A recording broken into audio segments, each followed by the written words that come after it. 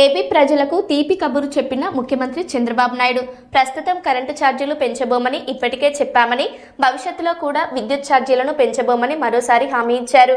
ప్రజలపై అదనపు భారం పడకుండా ప్రభుత్వం కట్టుబడి ఉందని సీఎం తెలిపారు. ఇప్పుడు నేను కరెంటు ఛార్జీలు పెంచనని చెప్పాను.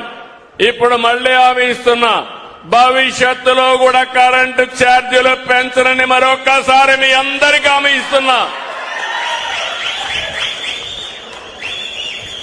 అప్పులు కట్టాలి, అవి కొంచెం కడితే వెసులుబాటు వస్తే తర్వాత ఏం చేయాలో మీ విషయంలో కూడా నేను ఆలోచిస్తాను. ముందు అప్పు వాళ్ళు నా ఇంటి దగ్గర, మన రాష్ట్రం దగ్గర కూర్చున్నారు. ఇప్పుడు నేను కరెంటు ఛార్జీలు పెంచనని చెప్పాను. ఇప్పుడు మళ్లీ హామీ ఇస్తున్నా, భవిష్యత్తులో కూడా కరెంటు ఛార్జీలు పెంచనని మరొకసారి మీ అందరికీ హామీ ఇస్తున్నా.